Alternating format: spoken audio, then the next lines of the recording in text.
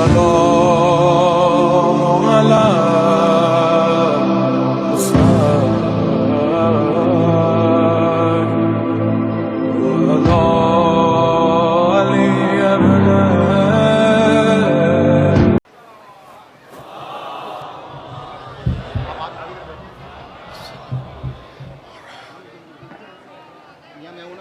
پر محمد وآل محمد صلوات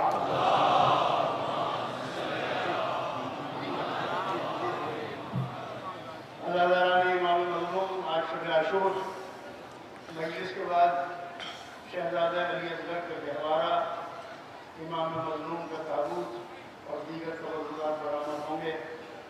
آج آپ سے دو درخواستیں کرنی ہیں، ایک تو مولانا کو مکمل مسائل پڑھنے دیں، تبرکات کو برآمد ہونے دیں، اس کے بعد ماتمیوں سے درخواست ہے، اس کے بعد ماتم کا آغاز کریں۔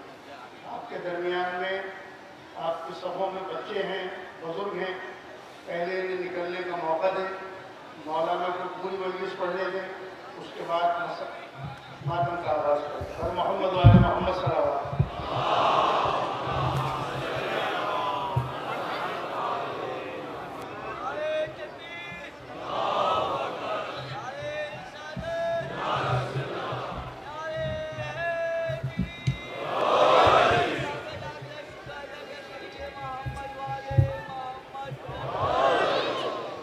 اللهم صل على محمد وعلى محمد. أعوذ بالله من الشيطان الرجيم. بسم الله الرحمن الرحيم. لا حول ولا قوة إلا بالله العلي العظيم. حسبنا الله ونعم الوكيل، نعم المولى ونعم النصير، وبه نستعين، وهو خير ناصر ومعين، والعاقبة للمتقين، والجنة للموحدين، والنار للعاصين. والصلاة والسلام على أشرف الأنبياء والمرسلين، حبيب إله العالمين، العبد المرتضى والنبي المجتبى والرسول المصطفى، سيدنا ونبينا وشفيع ذنوبنا وطبيب نفوسنا ومولانا ومولى الثقلين، جد الحسن والحسين أبي القاسم محمد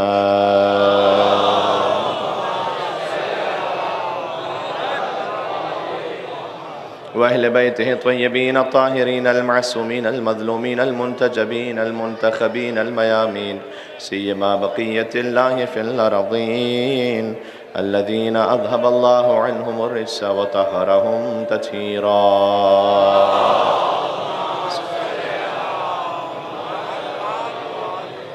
رحمة الله على محبيهم، واللعنة الدائمة على أعدائهم أجمعين.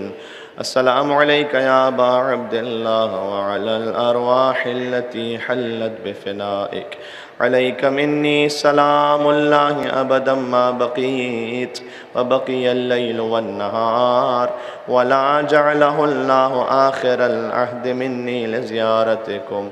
السلام على الحسين وعلى علي بن الحسين وعلى أولاد الحسين وعلى أصحاب الحسين.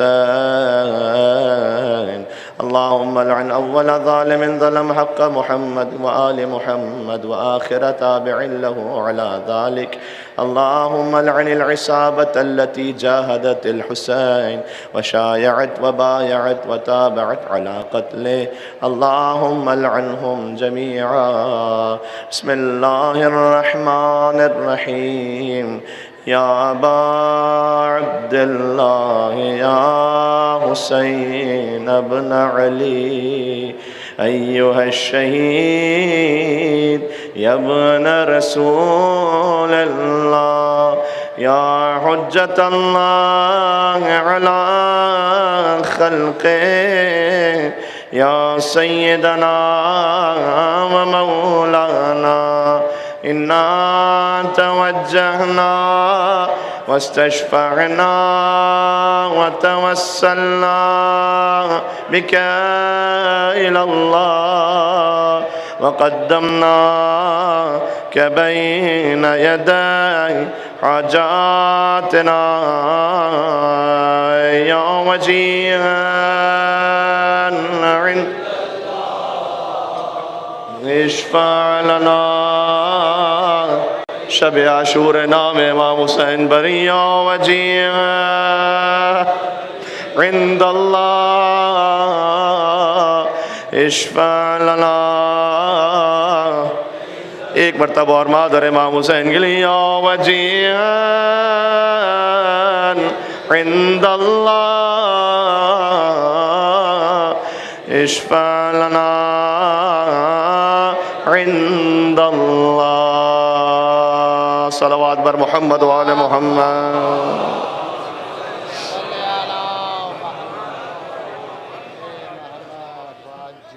حضور مکرم صلی اللہ علیہ وآلہ وسلم انسان کامل اس عنوان پر آج یہ 10ویں اور آخری گفتگو ہے، اور ہم نے آپ کی خدمت میں یہ پیش کیا کہ جو اسوہ رسول ہے یا اللہ کے قرآن سے حاصل ہوگا یا اہل بیت علیہ السلام کے فرمان سے حاصل ہوگا. آج میں ایک آیت آپ کے سامنے فقط پڑھنا چاہتا ہوں، اور یہ آیت وہ ہے کہ جس پر بزرگ علماء کرام نے اس بات کو اپنی پوری تحقیق کے ساتھ لکھا ہے کہ وہ تمام صفات جو حضور مکرم کی قرآن میں الگ الگ جگہوں پر تفصیل کے ساتھ بیان ہوئی، وہ اس ایک آیت میں تلخیص کے ساتھ بیان ہوئی. یعنی اگر آپ اس ایک آیت کو اپنے ذہن میں رکھیں تو حضور مکرم کی شان کو بھی اللہ سبحانہ و تعالیٰ نے جو الگ الگ بیان کیا تھا اس ایک آیت میں خلاصہ کر دیا، اور ہماری جو ڈیوٹیز ہیں حضور کی نسبت سے اسے بھی اسی آیت میں مکمل طور پر بیان کر دیا. 14 نکات ہیں اس آیت میں، مجھے تفصیل میں نہیں جانا، تقریباً ترجمے ہی کی حد تک میں رہوں گا آج آپ کی خدمت میں، تاکہ کچھ اور بھی گزارشات آپ کی خدمت میں عرض ہو سکیں. آیت اپنے ذہن میں نشان محفوظ رکھ لیں. کل عزا کا دن ہے، آپ جلوس میں ہوں گے، ماتم میں ہوں گے، پھر جب بھی آپ کے پاس موقع ہو تو آپ سورہ اعراف 7واں سورہ ہے اور اس کی آیت نمبر 157 یہ آپ کھول کے اس کا ترجمہ دیکھیے گا کہ جس میں ارشاد اقدس الہی ہے کہ الذین یتبعون الرسول النبی الامی الذی یجدونہ مکتوبا عندہم فی التوراۃ والانجیل. اس میں حضور کی 10 صفات کا بیان ہے اور ہماری 4 ڈیوٹیز کا بیان ہے. کل ملا کر 14 نکات ہو گئے. ٹھیک ہے، ہم نے جو رسول بھیجا ہے سب سے پہلے تو فرمایا کہ جو محمد ہیں یہ رسول ہیں. وما محمد الا رسول، میں نے عرض کیا نا کہ جو الگ الگ قرآن کی آیتوں میں ہے اس میں ایک ساتھ ایک جگہ ہے وما محمد الا رسول، محمد کچھ بھی نہیں ہے سوائے رسول کے. اگر محمد ابن عبداللہ بھی ہیں تو محمد رسول اللہ ہیں در حقیقت وہ، یعنی جو حکم دے وہ رسالت پر ہے. اور میں نے عرض کیا کہ کسی سے خوش ہوں تو رسول، کسی سے خفا ہوں تو رسول. میں اس لیے اس بات کو ذرا تاکید کے ساتھ آپ کی خدمت میں عرض کرنا چاہتا ہوں، شاید سننے والوں کے لیے یہ بات اتنی آشنا نہ ہو، لیکن بہت سارے اور مکاتب فکر کے بڑے بڑے علماء گزرے ہیں اور ان کی صحیح کتابوں میں اس وقت نام لے کر کسی اور طرف بحث کو نہیں لے جانا چاہتا، لیکن یہ صحیح ترین کتابوں میں جو ان کے مطابق صحیح اس میں موجود ہے. کیا چیپٹر موجود ہے؟ مثلا میں آپ کو ایک مثال دوں کہ من لعنہ النبی، وہ لوگ کہ جن پر نبی نے لعنت کی لیکن وہ اس لعنت کے مستحق نہیں تھے. آپ یہ سوچ سکتے ہیں کبھی ایسا کہ نبی کسی پر لعنت کریں وہ لعنت کا مستحق نہ ہو؟ لیکن یہ پورا چیپٹر ہے کہ کچھ ایسے لوگ ہیں جن پر نبی نے لعنت کی لیکن وہ لعنت کے مستحق نہیں تھے. یہ وہ مشکل ہے کہ جب آپ نبی کی زندگی کو بشریت اور رسالت میں تقسیم کریں گے تو آپ کہیں گے کہ وہ بشریت کا تقاضا تھا کہ انہوں نے کہہ دیا، اور پھر کتنی اس میں باسوں کو احادیث کو لکھا گیا کہ حضور مکرم نے فرمایا کہ فلاں پر مثال طور پر انہوں نے کہا اللہ کی رحمت سے دور ہے، جو لعنت کا ترجمہ ہے اللہ کی رحمت سے دور ہے. اور پھر کسی نے ان سے کہا کہ یا رسول اللہ آپ نے ان کے لیے ایسا کیوں کہہ دیا؟ کہا وہ تو میں مفہوم میں روایت کہہ رہا ہوں کہ اپنے بشری تقاضے کے مطابق کہہ دیتا ہوں، اگر وہ لعنت نہ ہو تو اللہ کی طرف سے رحمت میں بدل جاتی ہے. یہ کتنے لوگوں کو بچانا تھا؟ آپ ایسے رسول کو ماننے والے نہیں ہیں. دیکھیں میں آپ سے عرض کر رہا ہوں کہ اگر حضور کی زبان سے، میں کسی پر نہ میرا خدا گواہ ہے کہ نہ میں کسی پر طنز کر رہا ہوں نہ کوئی، کیونکہ حضور مکرم کی زبان متاثر کر رہا ہوں، اگر حضور کی زبان سے نکلے ہوئے لعنت اللہ علیہ کی کوئی حیثیت نہیں بچے گی نعوذ باللہ، تو پھر دوسری طرف سے اس کے مقابل پر ہے رضی اللہ تعالیٰ عنہ. تو پھر یہ مشکوک ہو جائے گا تو وہ بھی مشکوک ہو جائے گا، تو پھر دین کیا بچے گا پھر آپ کے پاس؟ پھر آپ کس پر ٹرسٹ کریں گے؟ نہیں اچھا یہ تشیع کو قبول کرنا چاہتے ہیں اصل میں، کل میرے پاس آئے تھے. اللہم صلی علی محمد والی محمد. یہ اشرا سن رہے ہیں؟ نہیں اب ریزن نہیں بتائیے گا. آپ نے بس مجھے یہ کہا تھا کہ آپ تشیع کو قبول کرنا چاہتے ہیں، اور میں اس وقت چلا گیا تھا. یہ مجالس کو سن رہے ہیں ہماری دردن سے، اور کہہ رہے ہیں کہ جیسے رسول اللہ کو ہم مانتے ہیں ویسے اور کوئی چونکہ قبول نہیں کرتا تو ہم وہ کلمہ پڑھنا چاہتے ہیں. بس آپ میرے ساتھ دہرا دیجیے گا خالی کھڑے ہو کے، اشہد ان لا الہ الا اللہ. وہ تو آپ مانتے ہی ہیں، اشہد ان لا الہ الا اللہ واشہد ان محمد رسول اللہ واشہد ان علی ولی اللہ ووصی رسول اللہ وخلیفتہ بلا فصل. ماشاءاللہ، تشریف رکھیے گا. مل صلوات بید محمد و آل محمد پر. اللہم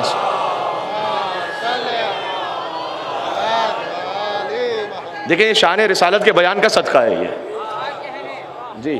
اور اسی خاطر ہے کہ ہم یہ عرض کرتے رہے ہیں کہ ہم تمام مکاتب فکر کے رسپیکٹ کرتے ہوئے اس بات کو عرض کرتے ہیں کہ ٹھیک ہے توحید میں یا رسالت میں یا حتی قیامت میں ہم ہیڈ لائن کی حد میں سیم ہیں، لیکن جب ڈیٹیل میں آپ جائیں گے، جب آپ ڈیٹیل میں جائیں گے تو نہج البلاغہ کی توحید اور ہے،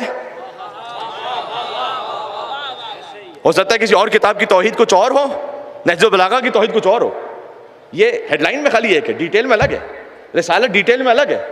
تو ہم جس رسالت کو ڈیٹیل میں ماننے والے ہیں ان کے مطابق یہ ہے کہ وہ ایسے رسول ہیں کہ کسی سے خوش ہو رسول، نہ خوش ہو رسول، اٹھے رسول، بیٹھے رسول، اٹھائے رسول، کسی کو اپنے کندھوں پہ بٹھائے رسول، شانوں پہ اٹھائے رسول، کسی کے لیے ناکا بنے تو رسول، نانا بن کر ناکا نہیں بنے، محمد رسول اللہ بن کر ناکا بنے.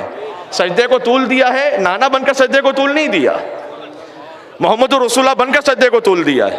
اور محمد رسول اللہ بن کر سجدے کو طول دیتے ہوئے اس بات کو سمجھایا ہے کہ یہاں پر نانا کی پشت پر نواسا نہیں ہے، یہاں امامت کی رسالت کی پشت پر امامت موجود ہے.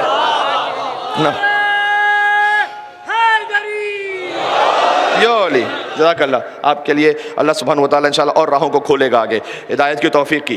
النبی رسول بھی ہے، نبی بھی ہے. اچھا نبی کا مطلب کیا؟ رسول نبی میں فرق یہ ہے کہ میں نے کہا کہ اس میں تلخیص ہے. رسول نبی ہے، رسول بھی ہے. نبی کا مطلب یہ ہے کہ جب اللہ کی جانب سے وحی نازل ہوئی تو حرا میں نبی تھے، جب دعوت ذوالعشیرہ ہوئی اور پیغام پہنچانا شروع کیا تو رسول تھے. سمجھ میں آ رہی بات جی. اور امی بھی ہیں. اب امی کا ترجمہ میں کیا کروں؟ آپ مختلف کتابوں میں یا ترجموں میں دیکھ لیجئے نعوذ باللہ من ذالک کہ جس کو پڑھنا لکھنا نہ آتا ہو، یا امی کا ترجمہ میں یہ کروں کہ یہاں جس نے آ کر نہ پڑھا ہو اللہ کے پاس سے پڑھ کر آیا ہو.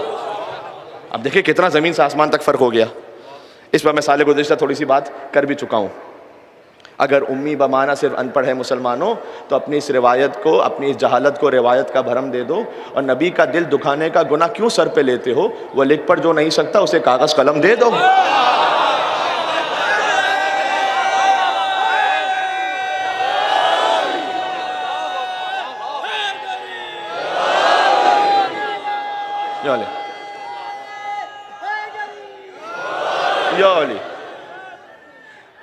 تو میں چاہتا ہوں کہ بالکل آخری مجلس میں بھی تلخیص ہو کر موضوع ہی پہ بات کی جائے، اور میں خلاصہ کر رہا ہوں ساری گفتگو کا. اس ایک آیت پر علماء کرام نے لکھا ہے کہ کم سے کم 300 مجالس ہو سکتی ہیں، اور اس کو تشبیہ سے دی گئی کہ ایک بہت بڑا سا تھیسس ہو، اس کا ایک صفحے میں آپ ایبسٹریکٹ لکھتے ہیں، خلاصہ. حضور مکرم کے جتنے فضائل، جتنی شان قرآن کریم میں، اس کا خلاصہ یہ سورہ اعراف کی آیت ہے. لہذا موضوع کو میں مکمل کر رہا ہوں اس آیت کو پڑھ کر. تو وہ امی ہے، یعنی یہاں آ کر اس نے نہیں پڑھا، وہ وہاں سے پڑھ کر آئے. آپ فرض کیجئے کہ میں یہاں پر آپ کی خدمت میں گفتگو کر رہا ہوں اور ہم اوورسیز بھی جاتے ہیں اور بھی علماء کرام تشریف لے جاتے ہیں. تو اگر میں کہیں اوورسیز جا کے بات کر رہا ہوں اور کوئی آ کے مینجمنٹ سے یہ کہے کہ جناب آپ نے کن عالم دین کو بلایا، یہ جو شہر جس میں یہ تشریف لائے ہوئے ہیں، یہاں تو ہم نے سارے اسکول چیک کر لیے، انہوں نے تو کہیں سے پڑھا ہی نہیں، تو یہ جواب دیں گے کہ جناب نہیں، آپ نے غلط جگہ کے اسکول چیک کیے، یہ خالی پڑھنے کے لیے آئے ہوئے ہیں یہاں پر مجالس، ان کا تعلق کراچی سے. آپ وہاں کے اسکول میں چیک کرتے تو آپ کو ریکارڈ ملتا. پتہ نہیں میری کتنی مثال سمجھ میں آ رہی ہے آپ کو. آپ نبی کا استاد کوئی زمین پہ تلاش کرنے تو آپ کو تھوڑی ملیں گے، وہ عرش کے ہیں، یہاں فرش پر ہمیں خالی پڑھانے کے لیے آئے تھے. تو یہ کہ ان کا استاد اللہ ہے. اللہم صلی علی محمد وعلی محمد. آگے بڑھتا ہوں. الذی یجدونہ مکتوبا عندہم فی التوراۃ والانجیل، اور یہ وہ نبی ہیں کہ جن کا ذکر ہم نے آلریڈی تورات اور انجیل میں کیا ہوا ہے. دیکھیں یہ ایک اور صفت. اس وقت انجیل کے 4 نسخے ہیں اویلیبل، چاروں میں رسول اللہ کے ذکر کے ٹریسز ہیں. ایک 5واں نسخہ بھی 100 سال پہلے آیا جس کو خود عیسائی قبول نہیں کرتے، میں اس پہ بات نہیں کر رہا، لیکن اس سے پہلے کے جو 4 نسخے ہیں چاروں میں آپ کو رسول اللہ کے بارے میں بیان ملے گا. کیونکہ اللہ نے قرآن میں کہا ہوا ہے کہ ہم نے ذکر کیا ہوا ہے، یہ ذکر باقی رہے گا چاہے کتنی تحریف ہو جائے. محمد مصطفیٰ کا ذکر کوئی انجیل سے نہیں مٹا سکتا، اس کے آثار رہیں گے. اور تورات میں بھی ذکر کیا یأمرہم بالمعروف، یہ تمہیں اچھائیوں کا حکم دیتا ہے. وینہاہم عن المنکر، منکرات سے روکتا ہے. ویحل لہم الطیبات، تمہارے لیے جتنی طیب پاکیزہ چیزیں ہیں انہیں یہ حلال کرتا ہے. پتہ چلا جو حلال ہے وہ پاکیزہ ہے، جو حرام ہے وہ ناپاک ہے.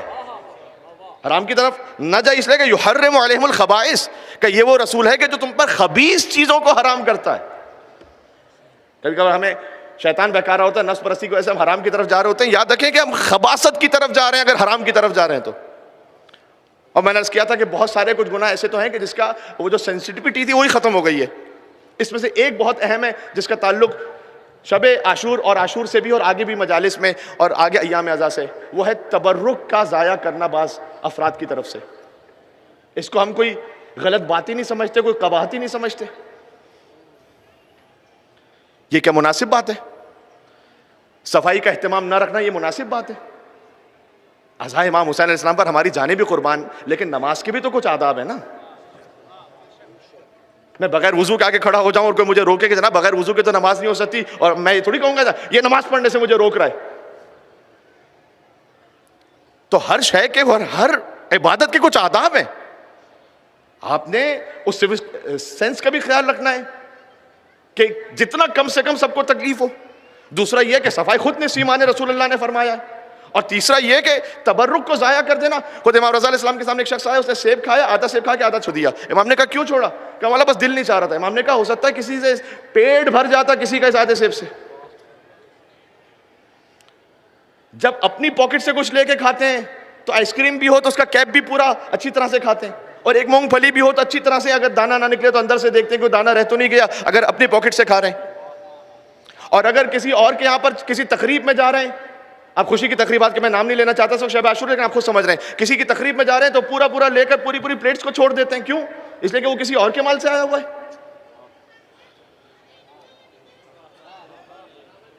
کیا یہ قابل غور بات نہیں ہے؟ ہم تبرکات میں بھی بعض اوقات اس طرح سے کرتے ہیں، سب نہیں لیکن بعض. بھائی کبھی کس نے کہا ہے کہ نیاز کی کبھی بھی کوئی کمی نہیں ہوتی؟ آپ نے جتنا کھانا ہے آپ اچھی طرح سے کھا سکتے ہیں، کھا لیجیے. اس کے بعد آپ کو مزید بھوک لگ رہی ہے آپ تھوڑا اور لے لیجیے. یہ کیا کہ آدھی پلیٹس ہم ضائع کرتے ہیں پھر وہ پھینکنے میں جا رہی ہیں، اور کتنا اسراف ہو رہا ہے. حضور مکرم کے اللہ سبحانہ وتعالیٰ نے فرمایا یحرم علیہم الخبائث، خبائث کو حرام کرتا ہے رسول. توجہ کیجئے گا. وَيَضُعُ عَنْهُمْ إِسْرَهُمْ، اور تم پر جو غیر ضروری بوجھ ہوتا ہے نا وہ رسول اتار دیتا ہے. ہائے سبحان اللہ، کاش وقت ہوتا تو میں سے تشریح میں جاتا. ہاں کتنے ہی مومنین ہوتے ہیں کہتے ہیں مولانا صاحب ہم اپنی لائف کے پتہ نہیں کتنے مشکلات میں، کتنے معاملات میں، فیملی ایشوز، رزق کے معاملات، مینٹل ہیلتھ کے معاملات، کہتے ہیں مولانا صاحب بس مجلس امام حسین میں آئے، ذکر رسول، ذکر آل رسول سنا، ایسا لگا کہ دل ایسے ہلکا اور مطمئن ہو گیا کہ وہاں سے کچھ عطا ہوا ہے. یہ علی والاغلال التی کانت علیہم، اور جن زنجیروں میں تم جکڑے ہوئے ہو نا رسول انہیں توڑ دیتا ہے. تو اب ہم کیا کریں؟ یہ 10 صفات رسول کی بیان کی، میں اختتام پر آ رہا ہوں بات کو. والذین آمنوا، تو سب سے پہلے تو اس رسول پر ایمان لے کر آؤ جو الحمدللہ آپ رکھتے ہیں. پہلی بات وعزروہ، بہت توجہ چاہتا ہوں. ایمان کے بعد کیا ضرورت تھی اس بات کی کہ اللہ الگ سے کہے کہ عزت بھی کرو؟ اللہ نے کہا یہاں پر، اس کا مطلب اللہ جانتا تھا اپنے علم غیب سے کہ کچھ ظاہر میں ایمان لانے والے ہیں لیکن عزت کرنے والے نہیں ہیں. کہ ایمان خالی لانا کافی نہیں، عزت بھی کرو. جو وہ کہہ رہا ہے مانو منو ان، سوال نہ کرو. یہ نہ کہو کہ مجھے آج جیسا شک ہوا ویسے کبھی بھی نہیں ہوا تھا. یہ نہ کرو اور یہ نہ کہو کہ آپ نے اپنے چچا زاد بھائی کو اپنی مرضی سے وسیع بنایا ہے یا اللہ کی مرضی سے بنایا ہے. جی مجھے ایک نعرہ اور بس. علی مولا سبحان اللہ اللہم صلی علی وَنَصَرُهُ عزت کرو اور ان کی نصرت کرو جہاں تک ہو سکتا ہے. نصرت یہاں آج ہم کیسے کر سکتے ہیں؟ یہ مجلس امام حسین علیہ السلام میں آپ کا شریک ہونا یہ نصرت رسول اللہ صلی اللہ علیہ وآلہ وسلم کہ ان کے غم میں شرکت کے لیے آپ تشریف لائے ہوئے. میں ادباً ہاتھ جوڑ کر میں نے کہا میری یہاں بنیاد کسی پر یہ نہیں ہے کہ میں ٹونٹ کروں یا کسی کے لیے کوئی تکلیف کا باعث ہو. میں ادباً عرض کر رہا ہوں. آپ خود سوچیں جہاں تک میری آواز جا رہی ہے اندازہ بہت دور دور تک جا رہی ہے کہ میرے تمام مسلمان بھائی یہ سوچیں کہ عاشور کے دن چونکہ چھٹی کا دن ہے تو کچھ ہیں جس میں شیعہ سنی سبھی شامل ہیں کہ جو آل رسول کے غم میں طریقے الگ الگ ہو سکتے ہیں, سب کے لیے ہم رسپیکٹ کے قائل ہیں, لیکن ایسے مناظر ہمیں کیوں دیکھنے میں آتے ہیں اسلامی جمہوریہ پاکستان میں کہ چونکہ عاشور کا دن چھٹی کا دن ہے تو چلو خالی روڈ کا فائدہ اٹھا کر کرکٹ کھیل لو کوئی. یہ کون ہے؟ ہم تو پڑوس میں کوئی میت ہو گئی ہو تو احترام رکھتے ہیں کہ پڑوس میں ہمارے میت ہو گئی اور ہماری شادی کی تقریب ہے تو ہم کوئی ایسی زور زور سے خوشی نہیں منائیں گے کہ ان کے ہاں میت ہے. ہمیں رسول اللہ کے گھر کی میت کا اندازہ نہیں اور احساس نہیں ہے. میں تو خالی اجر رسالت کی بات بھی نہیں کر رہا, میں تو انسانیت کی بات کر رہا ہوں. یہ کون سا اپنے آپ کو مسلمان کہنے والا ہو سکتا ہے جو 9 اور 10 محرم کی چھٹی کو نعوذ باللہ من ذالک اس طرح سے اپنے کسی نعوذ باللہ ست نعوذ باللہ تفریح کام میں یوز کرے کہ اس تفریح مقام پہ چلے جا کے چلے 2 دن کے لیے موقع ملا ہوا ہے. ارے آپ ماتم نہیں کر سکتے, ٹھیک ہے آپ نہ کریں, آپ کی مرضی, ہم مجبور نہیں کرتے. ویسے ہی ماتم ہر ایک کو نصیب بھی نہیں ہوتا, جیسے سیدہ لکھتی ہیں اسے نصیب ہوتا ہے. سر یولی ماتم تو نصیب ہی اسے ہوتا ہے. یا علی. اب میں جملہ ایک اور کہنے لگا ہوں, آپ جو یا علی کہتے ہیں مجلس امام حسین میں یا علی کہنے کی توفیق اسے ہی نصیب ہوتی ہے جیسے خیرات حسین کی ماں فاطمہ الزہرا عطا کر رہی ہے.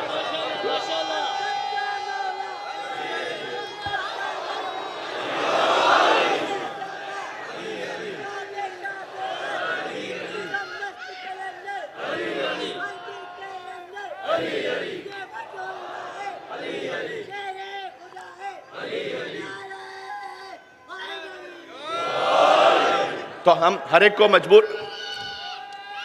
ایک اجتماعی لگا دیں پھر یا علی. تو ہم ہر ایک کو مجبور نہیں کرتے کہ ماتم کرے, وہ ہم ہر ایک کو مجبور نہیں کرتے.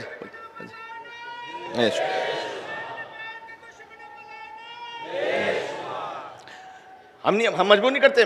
مجبور کرنے سے کوئی ماتم تو ہوتا ہی نہیں. مجبوری کا ماتم کون سا ہوتا ہے؟ ماتم تو ہوتا ہی جب کلیجے کی قوت آپ کو ابھار کر کہہ رہی ہو کہ آپ نے حسین کے غم میں اس غم کو منانا ہے. تو ہم یہ نہیں کہہ رہے سب سے کہ سب اسی طریقے سے غم منائیں گے, لیکن کم سے کم خوشی کا اظہار تو کوئی ایسا فیل تو نہیں ہونا چاہیے نا. اتنی تو ایک انسانیت کی بات ہے اور اسلام کی بات ہے, اس میں تو علی ولی اللہ کی بات ہے, اس میں محمد رسول اللہ کی بات ہے. بس یہ ایک بات اور عرض کرنا چاہتا تھا. دوسرا یہ کہ الحمدللہ بہت سارے میسیجز ہم نے کوشش کی اپنے طور پر. میں اس لفظ کو واپس لے لیتا ہوں, بہت سارے مجھے اپنے آپ کے لیے اچھا نہیں لگا. اپنی بساط کے مطابق میں نے کوشش کی کہ جتنا ہو سکے گا میں عرض کروں گا. اگر آپ اس کو ایک لفظ میں یاد رکھنا چاہیں, مستحبات کے بھی بہت سارے ہم نے آپ کی خدمت میں پیش کیے کہ آپ نماز کے بعد یہ پڑھیں یا محمد و یا علی, اور کچھ تسبیحات کو عرض کیا, کچھ وظائف کو عرض کیا. لیکن اگر آپ ایک جملے میں خلاصہ کرنا چاہیں, ایک شخص آیا خود 5ویں امام کی خدمت میں, حضور مکرم سے بھی روایت ہے کہ اس نے آ کے کہا کہ انا رجل قلیل العمل, میں آیا ہوں آپ کے پاس یہ کہنے کے لیے کہ میرا عمل جو ہے نا بہت قلیل ہے, زیادہ مستحب کر نہیں سکتا. دیکھو محرم میں تو شاید پھر بھی ہو جاتے ہیں اور رمضان میں پھر بھی ہو جاتے ہیں مستحبات, باقی آپ ایک لائف ہے آپ کی پروفیشنل لائف, اس میں ہر چیز کو جاری رکھنا بڑا مشکل ہے. تو میں قلیل العمل ہوں, بہت کم, میں خالی واجب کر لیتا ہوں, مستحب نہیں ہو پاتا. بس 2 چیزوں کے لیے میں کیئرفل رہتا ہوں, 2 چیزوں کے لیے. ایک یہ کہ میرے شکم میں کوئی حرام نہیں جائے, دوسرا یہ کہ میں کسی حرام خواہش کی طرف نہ جاؤں. بس یہ 2 چیزوں کے لیے میں احتیاط کرتا ہوں, باقی میں زیادہ عمل نہیں کر پاتا. آپ جانتے ہیں امام نے کیا جواب دیا؟ امام نے کہا تجھ سے بڑھ کر اس روئے زمین پر کوئی عبادت گزار ہے ہی نہیں. یہاں پر اللہ کی اس سے بڑھ کر عبادت ہی نہیں کی گئی کہ کوئی اپنے شکم کو حرام سے محفوظ رکھے اور حرام خواہش اپنے آپ کو محفوظ رکھے. آپ چاہے زیادہ مستحبات کی طرف نہ جا سکیں، ان دو چیزوں میں کیئرفل ہو جائے. یہ جو ایام اعظام میں آپ کو عشرہ محرم الحرام میں امام حسین کا نور حاصل ہوا ہے نا، خود بخود یہ نور باقی رہے گا. سبحان اللہ. مجھے بات کرنے دیں گے لبیک یا حسین، مجھے بات کرنے دیں. اچھا وہ آیت مکمل کر دوں کہ ایک کا ایمان لے کر آؤ، عزت کرو، نصرت کرو، وَاتَّبَعُوا النُّورَ الَّذِي أُنزِلَ مَعَهُ، اور اس نور کا بھی اتباع کرو جو ہم نے محمد کے ساتھ نازل کیا ہے. یعنی خالی رسول اللہ کا اتباع نہیں مانگا گیا، اس نور کا بھی اتباع کرو. توجہ رکھیے گا. اب اس نور سے مراد آپ قرآن لیں، اس نور سے مراد آپ علی لیں، الگ الگ تفسیروں میں. میں دونوں ہی پر راضی ہوں. توجہ رکھنا. اللہ قرآن میں کہہ رہا ہے کہ اس نور کا اتباع کرو جو ہم نے محمد کے ساتھ نازل کیا ہے. یعنی حضور کے اتباع کے ساتھ ایک اور اتباع ضروری ہے. آپ اس نور سے مراد قرآن لیں، اس نور سے مراد علی لیں. میں دونوں پہ راضی ہوں، دونوں تفسیروں کے اعتبار سے، اس لیے کہ علی اور قرآن میں اتنی یگانگت ہے کہ علی کتابوں میں آئے تو قرآن بن جائے، قرآن انسانوں میں آئے تو علی بن جائے.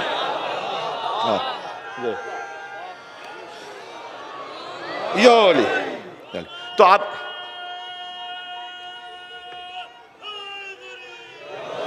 یو علی، تو آپ اپنے وجود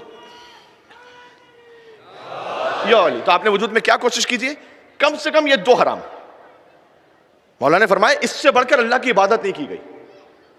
انشاءاللہ اس بات کے لیے اہتمام رکھیں. بات اپنے اختتام تک پہنچ رہی ہے. سیرت رسول کا اہم ترین جز ہے کہ حسین مجھ سے ہے اور میں حسین سے ہوں.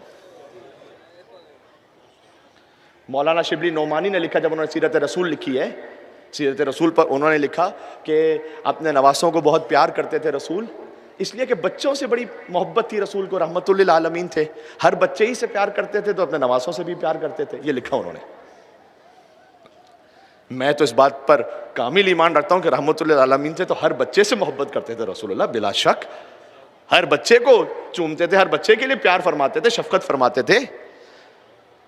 لیکن کسی بچے کے لیے یہ کہا نہیں کہ یہ مجھ سے اور میں اس سے ہوں.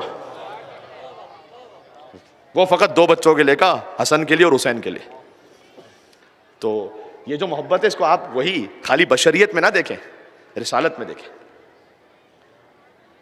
ہر نواسا نانا سے ہوتا ہے، لیکن نانا نواسے سے کیسے؟ ایک انسان کا حسب کا کمال ہوتا ہے، ایک نسب کا. نسب کا مطلب ہے کہ فیملی، وہ کس فیملی سے، اور ایک حسب یعنی اس کے فضائل کیا ہیں. حسین کا نسب دیکھنا ہے، حسین منی، حسین مجھ سے، رسول اللہ سے. حسین کا حسب دیکھنا ہے، انا من الحسین، میں بھی حسین سے ہوں. اس کی ایک اور تشریح کر دوں، جاؤں گا مصائب پر. 3 شعبان معظم 4 ہجری آمد امام حسین علیہ السلام سے لے کر 10 محرم الحرام 61 ہجری، حسین منی، حسین مجھ سے. 10 محرم الحرام 61 ہجری سے قیامت تک کے لیے انا من الحسین. اب رسول اللہ کا دین ہے میں حسین سے ہوں. جی خدا کا شکر ہے کہ اس نے ہمیں توفیق عطا کی. ہم فرش ازا امام حسین السلام پر آئیں، رسول اللہ کا ذکر کریں. یہ خود مجھ سمیت اپنے آپ کے لیے کہہ رہا ہوں، ہمیں خود احساس نہیں ہو پاتا کہ یہ کتنی بڑی سعادت ہے اور انہوں نے کتنی بڑی اجازت دی ہوئی ہمیں. اجازت کے لفظ پہ غور کیجئے گا. انہوں نے اجازت دی ہوئی ہے کہ ہم آئیں اور ایسے دھاڑے مار مار کر روئیں. انہوں نے اجازت دی ہوئی ہے.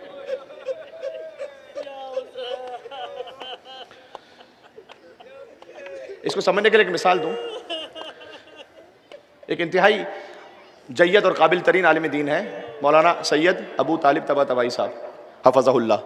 ان سے میں نے ایک انتہائی عمدہ مثال کو سنا تھا، چونکہ ان سے پرسے کی مثال کو سنا تھا لہذا میں پیش کروں.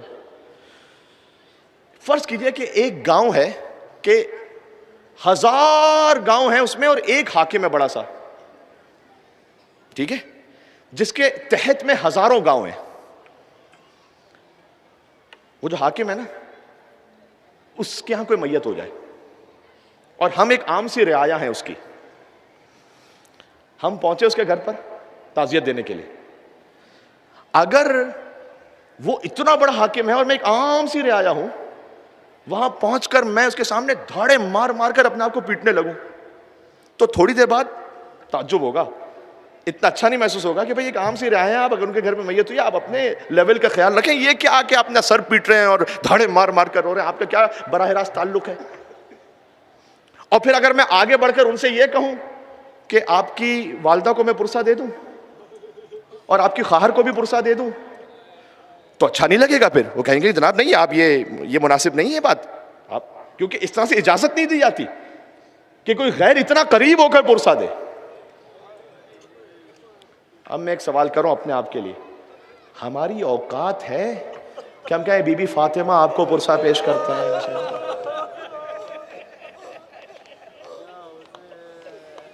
یہ ہماری کوئی حیثیت ہے؟ ہماری کوئی اوقات اور حیثیت ہے کہ ہم کہیں بی بی زینب سلام اللہ علیہا ہم آپ کو آپ کے بھائی کا پرسہ دینے کے لیے آئے ہیں؟ خدا کا شکر ادا کرو, انہوں نے اجازت دی ہوئی ہے کہ تم فرش پہ بیٹھو اور اپنے سر کو پیٹو اور بآواز بلند گریہ کرو اور کہو کہ بی بی سکینہ کو پرسہ پیش کرتے ہیں, بی بی ام کلثوم کو پرسہ پیش کرتے ہیں, بی بی زینب سلام اللہ علیہا کو سب سے بڑھ کر مادر ابا عبداللہ الحسین علیہ السلام کو پرسہ پیش کرتے ہیں, امام زمانہ علیہ السلام کو پرسہ پیش کرتے ہیں. ہماری یہ حیثیت نہیں ہے, یقین فرماؤ ہماری یہ حیثیت بھی نہیں ہے کہ ذری امام حسین کے سامنے کھڑے ہو کر کہیں السلام علیکم یا ابا عبداللہ. انہوں نے اجازت نہ دی تھی. اب جیسے گناہگار میں کہاں یہ لیاقت ہے, ہماری کہاں یہ اوقات ہے. جب جانا کربلا محلہ تو اس جملے کو سوچنا, اور اس وقت جب سینوں پر ہاتھ پڑیں, یہ آپ ماتم کے لیے اپنے ہاتھ کو اٹھائیں تو سوچئے گا وہ ہاتھ جو اللہ جانے پتہ نہیں کتنے گناہوں میں اٹھا ہوا ہے, یہ انہوں نے اجازت دی بھی ہے, یہ انہوں نے قبول کیا ہوا ہے کہ ہاں تم ہمارے غم میں جب ماتم میں ہاتھ اٹھاؤ گے تو ہم قبول کریں گے. یہ جتنے مومنین تشریف فرمائیں, کیونکہ ہم سبھی غیر معصوم, ہم سب کے لیے کہہ رہا ہوں میں, ہماری آنکھوں سے کبھی نہ کبھی تو کوئی گناہ ہوا ہوگا, لیکن یہ انہوں نے راستہ نہیں بند کیا. انہوں نے یہ نہیں کہا کہ چونکہ تو نے آنکھوں سے گناہ کیا اب نہیں آنا حسین کے فرش عزا پر اور نہیں رونا, ہم تیرا آنسو قبول نہیں کریں گے. انہوں نے یہ نہیں کہا, بلکہ انہوں نے یہ کہا کہ جب تم آؤ فرش پر اور آنسوؤں کو بہاؤ تو ہم تمہارے گناہوں کو ایسے معاف کر دیتے ہیں, چاہے ریت کے ذروں کے برابر ہو یا درختوں کے پتوں کے برابر ہو یا بارش کے قطروں کے برابر ہو. اگر کوئی اپنے گناہوں پر قادر نہ ہو معافی مانگنے پر, امام نے فرمایا من بکا علی الحسین یحد الذنوب والعظام, حسین پر رونا بڑے بڑے گناہوں کو بخشوا دیا کرتا ہے. یہ انہوں نے اجازت دی ہے, تم یہاں بیٹھے ہوئے. میری ماتمیوں سے بھی گزارش ہے, آپ کے قدموں کی خاک میں اپنے سر پر اپنی آنکھوں پر سرما لگانے کے لیے تیار ہوں, اور جو مجھے قریب سے احباب جانتے ہیں وہ جانتے ہیں کہ میں تکلفاً نہیں کہہ رہا یہ بات, میں حقیقتاً کہہ رہا ہوں. جو مجھے قریب سے جانتے ہیں افراد وہ جانتے ہیں اس بات کو کہ میں کیا کہہ رہا ہوں. میری آپ سے ایک ریکویسٹ ہے, ٹھیک ہے فرط جذبات میں آپ آئیں گے, ماتم ہوگا, لیکن جب تک شہزادہ علی اصغر علیہ السلام کے ذکر پہ میں نہ آ جاؤں اس وقت تک مجھے مصائب پڑھنے دینا, اس لیے کہ گہوارے کی برآمدگی ہے نا. اب 6 ماہ کے بچے کے گہوارے کی برآمدگی ہو اور ان کے مصائب کا ذکر ہی نہ ہو پائے تو پھر حق نہیں ادا ہو پائے گا. اس لیے مجھے شہزادے کے مصائب تک آنے دینا, میں آؤں گا, آپ کو موقع بھی دوں گا, اور میری کیا حیثیت اوقات ہے, آپ کو سیدہ کونین قبول فرمائیں گی. جی میں تو خالی ان کے ذاکروں کا سب سے چھوٹا سا ذاکر ہوں. دیکھو حسین کے لیے جو سب سے مصیبت کا موقع تھا عاشور کے دن, پتہ ہے کیا تھا؟ حتیٰ یہ کہ شہادتیں بھی شاید ایک اعتبار سے نہیں ہیں. خود بی بی نے آ کر فرمایا تھا ایک بہت جید عالم سے جو نجف کے عالم تھے, سید عالم تھے, کہا تو میرے بیٹے حسین کے مصائب پڑھتا ہے, سب سے بڑی مصیبت کیوں نہیں پڑھتا؟ کہا بی بی مجھے نہیں معلوم آپ کے بیٹے کے سب سے بڑے مصائب کون سے ہیں, تیر و تلوار ہیں, خنجر ہیں, نیزے ہیں؟ کہا نہیں, میرے حسین کے لیے تیر و تلوار بڑی مصیبت نہیں ہے, میرے حسین کے لیے سب سے بڑی مصیبت کا وقت وہ تھا کہ جب وہ اپنی بہن زینب سے ودا ہو رہا تھا.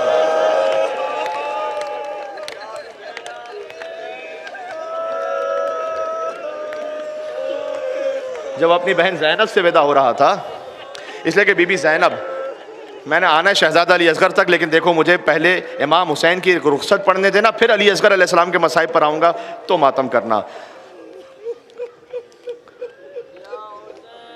جب بھی کوئی اور شہید جاتا تھا نا تو بی بی کے دل کو ایک ڈھارس ہوتی تھی کہ ابھی حسین تو موجود ہے نا۔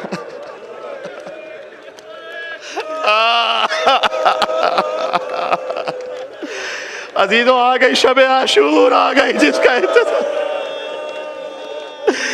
اس کی رات آ گئی، آج اس کا ماتم ہے جس نے ہر شہید کا لاشا اٹھایا ہے، لیکن اس کا لاشا اٹھانے والا کوئی نہیں تھا۔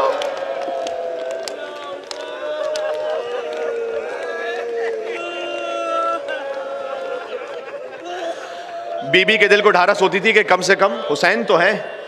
اب امام حسین علیہ السلام تشریف لاتے ہیں، زبان حال ہے، کچھ علماء سے سنا ہے، بی بی فضہ سے فرمایا ہو ماں فضہ اس خیمے میں ایک صندوق ہے جسے ماں سیتی جاتی تھی اور روتی جاتی تھی، اس صندوق کو ایسے لے آئیے گا کہ زینب کو خبر نہ ہونے پر۔ بی بی فضہ گئیں، صندوق کھول کر وہ کرتا نکالنا چاہتی تھیں، لیکن بی بی زینب کی نگاہ پڑ گئی۔ آپ کو میری ماں فاطمہ الزہرا کا واسطہ ہے، بتلائیے گا کیا لے جا رہی ہیں؟ کہا آقا نے یہ کرتا منگوایا ہے۔ کہا کرتا نہیں، حسین نے کفن منگوایا ہے آپ نے۔ جس کے لیے جنت سے لباس آئے تھے نا، اس نے اپنا کفن پہن لیا، وہ کرتا کہ جو ماں نے سیا تھا۔ اب عبداللہ الحسین جب بھی سوار ہونے لگتے تھے تو کبھی عباس آتے تھے، کبھی اکبر آتے تھے، کبھی حبیب ابن مظاہر، مسلم ابن اوسجا۔ حسین نے داہنے دیکھا کوئی نہیں تھا، بہنے دیکھا کوئی نہیں تھا۔ اب عبداللہ الحسین کا فقرہ مقتل میں یا مسلم ابن عقیل ویا ہانی ابن عروہ ویا حبیب ابن مظاہر ما لکم، ارے میرے شیروں کیا ہو گیا ہے تمہیں پکارتا ہوں تم جواب کیوں نہیں دیتے؟ گویا فرات کے قریب عباس کا لاشا تڑپ رہا تھا، مولا موت نے روک، اللہ کا اذن ہے مولا جی۔ لیکن اس موقع پر کس نے سوار کروایا؟ دیکھو یہ سن لیجئے گا، یہ خود مرثیہ سننا اور اشعار کو غم میں سننا یہ سنت امام ہے۔ حسین جب کہ چلے بعد دوپہر رن کو، نہ تھا کوئی کہ جو تھامے رکاب توسن کو، اور حسین چپ کے کھڑے تھے جھکائے گردن کو، کہ سکینہ جھاڑ رہی تھی ابا کے دامن کو۔ رونا ماتم کرنا یہاں پر، آج گھٹ گھٹ کے رونے کی رات نہیں ہے۔ جو آج بھی بلند آواز سے نہ رو سکے پھر وہ کب روئے گا؟ نہ آس رہا تھا کوئی شاہ کربلائی کو، فقط بہن نے کیا تھا سوار یا حسین۔ حسین چلے، تھوڑا سا آگے بڑھے تھے، ایک مقام آج تک کربلا میں موجود ہے، ایک ہوٹل کے اندر اب چلا گیا ہے، لیکن مقام خیمہ گاہ کے پاس میں نے خود زیارت کی ہے۔ وہ مقام کے ایک چھوٹی زری بنی ہوئی ہے، حسین آگے چلے نا، رک گئے، پھر زلجنہ نہیں بڑھتا آگے، زلجنہ نہیں بڑھتا آگے۔ حسین نے کہا زلجنہ مجھے معلوم ہے تو بھی صبح سے لاشیں اٹھا اٹھا کر تھک گیا، یہ میری آخری زحمت ہے حسین، اس کے بعد تجھے زحمت نہیں دے گا۔ زلجنہ نے نظروں سے اشارہ کیا، حسین نے دیکھا قدموں سے لپٹی ہوئی سکینہ فریاد کر رہی تھی، اے میرے بابا کے زلجنہ، میرے بابا کو مقتل میں نہ لے جا۔ حسین زلجنہ سے اترے، سکینہ کو گود میں لیا۔ یہ آخری موقع ہے کہ جب بیٹی کو باپ کا پیار نصیب ہوا، پھر تو شمر کے تماچے تھے، عمر سعد کے کوڑے تھے۔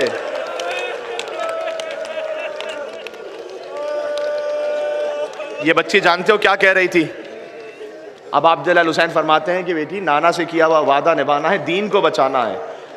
کہا نہیں بابا ہم آپ کو روکنے کے لیے نہیں آئے، ایک خواہش ہے، اگر یہ پہنچے آپ تک تو پھر ایسے رونا کہ جیسے حق ادا ہو۔ بابا ایک تمنا ہے خالی، ایک بار اور مجھے گود میں لے لو بابا۔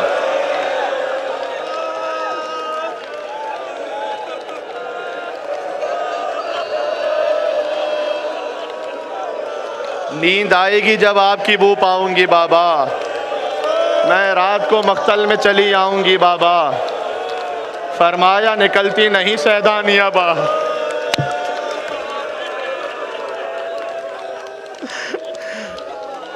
سینے پہ سلائیں گی تمہیں رات میں مادر، وہ کہتی تھی سوئیں گے کہاں پھر علی اصغر۔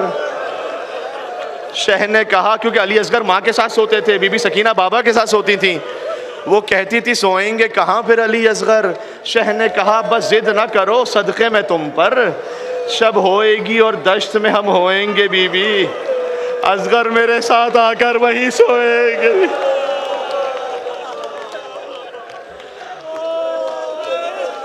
وہ کہتی تھی بس دیکھ لیا آپ کا بھی پیار، میں آپ سے نہ بولوں گی اب یا شہ ابرار، اچھا نہ اگر کیجئے جلد آنے کا اقرار، مر جائے گی اس شب میں تڑپ کر یہ دل افگار۔ کیسی ہیں یہ باتیں دل میرا روتا ہے بابا، گھر چھوڑ کے جنگل میں کوئی سوتا ہے بابا۔ آخری بند پر آ گیا، اس کے بعد اب میرے پاس ہمت نہیں ہے کہ میں اور آگے کہہ سکوں۔ اب عبداللہ حسین نے سکینہ کو گود میں لیا، جانتے ہیں کیا کہا؟ لو رونا اب صبر کرو باپ کو جانی، کچھ دیتی ہو عباس کو پیغام زبانی، اودے ہیں لبے لال ہے یہ تشنہ دہانی، ملتا ہے تو بی بی کے لیے لاتے ہیں پانی۔ کل فاقہ رکھو گے نا جب سامنے پانی آئے، حسین کی سکینہ بھی ہنسی رہی۔ ملتا ہے تو بی بی کے لیے لاتے ہیں پانی، یہ بیت میرے کلیجے کو کاٹ دیتا ہے۔ کیوں مولا کہہ رہے ہیں محبوب الہی کے نواسے ہیں سکینہ، ہم بھی تو کئی روز کے پیاسے ہیں۔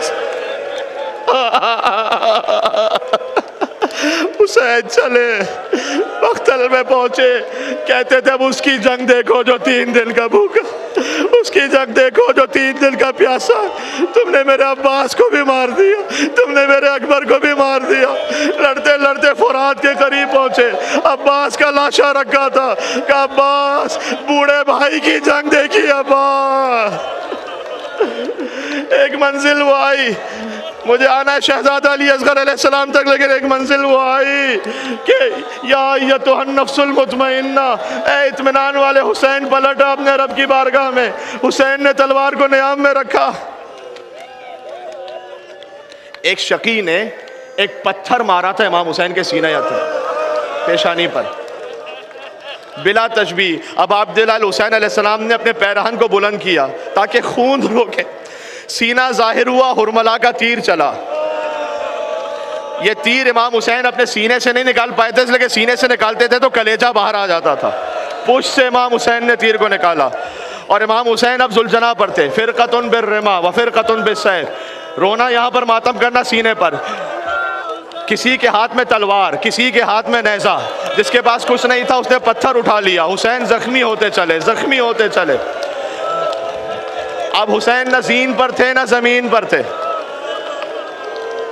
ذوالجناح خالی واپس پلٹا، 4 سال کی بچی باہر آئی، پوچھا یا جواد و سقیہ ابھی ہم قتل عطشانہ، یہ بتا بابا کو ذبح کیا تھا تو کیا پانی پلایا تھا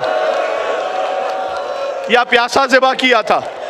زیارت ناحیہ سے پڑھوں وَالشِّمْرُ جَالِسٌ عَلَى صَدْرِ، شمر امام حسین کے سینے پر بیٹھ گیا، قابضٌ عَلَى شَیْبَتِ، اس نے حسین کی داڑھی کو پکڑ لیا، فَضَرْبَةً مِّن ضَرْبَةٍ، حسین پر 12 ضربتیں چلتی رہیں۔ آواز گونجی الا قد قتل الحسین بکربلا، الا قد ذبح الحسین بکربلا، لیکن اس سے پہلے حسین اپنی گود میں علی اصغر کو لے کر آئے تھے۔ فَذُبِحَ الطِّفْلُ مِنَ الْأُذُنِ إِلَى الْأُذُنِ، بچہ داہنے کان سے بائیں کان تک حسین کے ہاتھوں میں ذبح ہوا۔ حسین 7 مرتبہ آگے بڑھے، 7 مرتبہ پیچھے ہٹے، کہتے تھے اِنَّا لِلَّهِ وَإِنَّا إِلَيْهِ رَاجِعُونَ، رِضًا بِقَضَائِكَ، الا قد قتل الحسین بکربلا، الا قد ذبح الحسین بکربلا۔ ہائے حسین کشتے شد، ہائے حسین کشتے شد، یا حسین یا حسین۔